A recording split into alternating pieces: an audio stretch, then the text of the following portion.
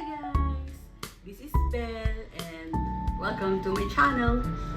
Ang pag-uusapan natin ngayon is, or ang video natin ngayon is tungkol sa mga dapat nating iwasan para hindi ka pag-initan or para hindi ka i-terminate ng amo mo dito sa Hong Kong.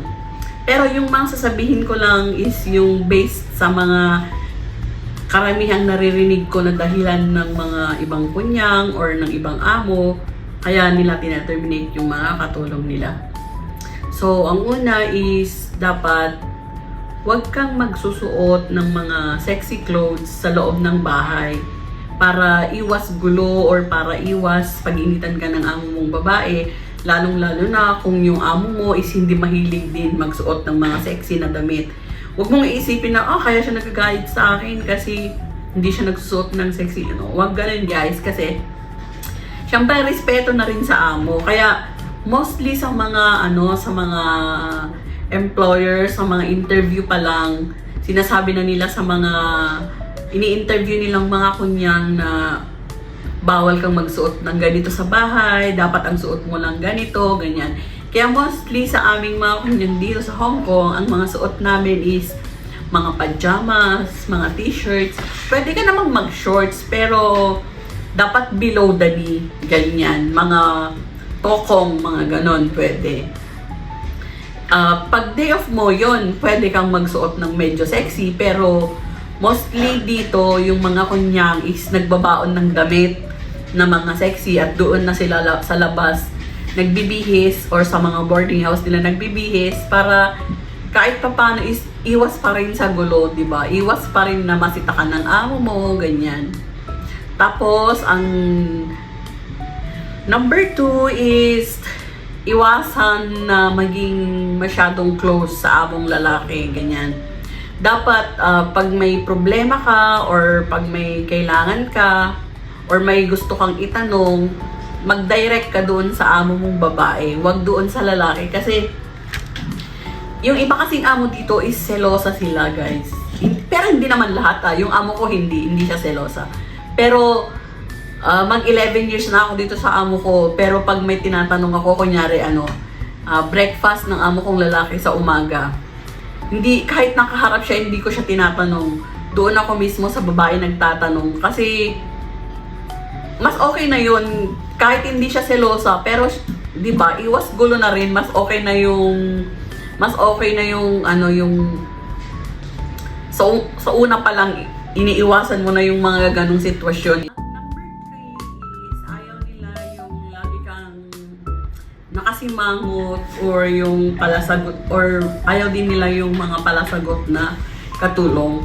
Kasi guys, yung laging nakasimangot sa kanila is parang bad luck. Yung nag-a-attract ka ng negative energy. Ayaw nila ng ganun.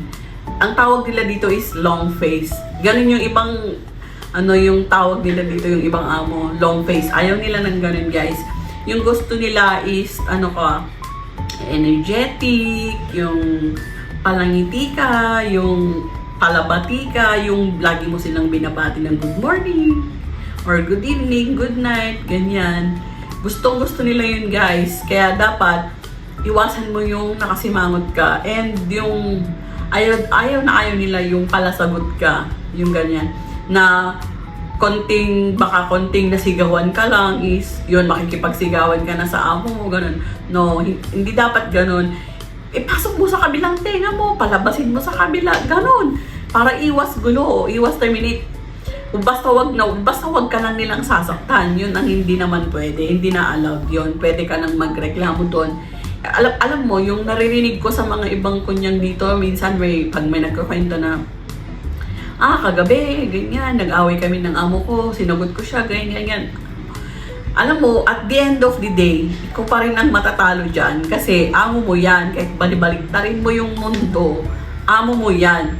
Alam mo, pag terminate ka niyan at ang inilagay lang niya na reason sa letter, sa termination letter mo, ang ilagay niyang reason is yung pangit yung ugali mo, yung ganyan, yung misconduct, yung ganyan, yung tamad ka, palasagot ka, ganyan. Mahihirapan kang makahanap ng employer mo dito. Lalong-lalo na kung baguhan ka dito, ganyan. doon ka mahihirapan maghanap ng amo. Alam mo yung dapat, habaan mo yung pasensya mo. Kasi, syempre may mga ugali din yung mga yan. Gaya rin naman natin, may mga ugali din tayo na minsan na may time na bad mood din tayo. Ganon din naman sila. Kaya, dapat, habaan lang natin yung pasensya natin kung tayo yung mas nakakaunawa, ganyan. Habaan na lang natin yung pasensya para iwas, di ba? Iwas terminate, iwas gulo, ganyan. Tapos, next is ayaw nila ng makakalimutin. Ayaw nila yon. Kaya dapat pag may binilin sila sa'yo is gawin mo kasi minsan yung ibang amo dito is ayaw nila yung kinukulit sila or yung paulit-ulit silang tinatanong ng mga gagawin. Kaya dapat pag binili nila sa'yo, kung makakalimutin ka, isulat mo para hindi mo makalimutan or ilagay mo sa phone mo doon sa notes para mag-alarm na, kailangan kong gawin yung ganito kasi ayaw nila na lagi kang sorry na lang ng sorry kasi nga nakalimutan mo yung binili nila sa yung gawin. Ganyan. Ayaw nila yun, guys. Ayaw nila na yung kanyari, may papagawa sila sa'yo tapos ngayon nakalimutan mo. Sabi mo bukas na lang, ganyan. Ayaw nila ng ganon. Tapos ang next is ayaw din nila yung lagi kang nasa phone. Pero ako lagi akong nasa phone. Charos. Ayaw nila yung laging nasa phone ka. Yung tuwing makikita ka na lang nila is nag-cellphone ka, ganyan. Kaya yung iba amo, ayaw sinasabi na nila na na nilalagay na nila doon na bawal ang cellphone pag working hours, ganyan. Kaya yung ibang mga kunyang is nagtatagal sa CR kasi nga doon nagsa-cellphone, ganyan. Kaya kasi yung ibang mga kunyang napapabayaan na nila yung mga alaga nila sa kaka-cellphone nila. Lalo na yung mga, ang dami nang nagpo-post ngayon ng mga amo na yung mga kunyang pag pumupunta sa mga park na kasama yung kasama yung mga alaga na hinahayaan lang nila yung maglaro yung mga alaga nila tapos andyan sila nagsa-cellphone or nakikipag-usap sa mga kaibigan na yung mga alaga nila hinahayaan na lang na maglaro dyan. Yun. Kasi marami nang nagpipicture-picture na mga amo dyan tapos pinopost nila sa page. May page na sila ng mga amo na doon mo makikita na maraming mukha ng mga kunyang doon. Andon. Para maiwasan natin ma-terminate, dapat matuto tayong makibagay sa mga amo and dapat magkaroon tayo ng mahabang pasensya, ganyan. Kasi give and take lang naman yan, di ba? Para magtagal ka sa trabaho mo, ganyan. So, yun. Salamat sa panonood and sana paki-like and paki-share na rin kung may time. Yun lang. Bye-bye. God bless.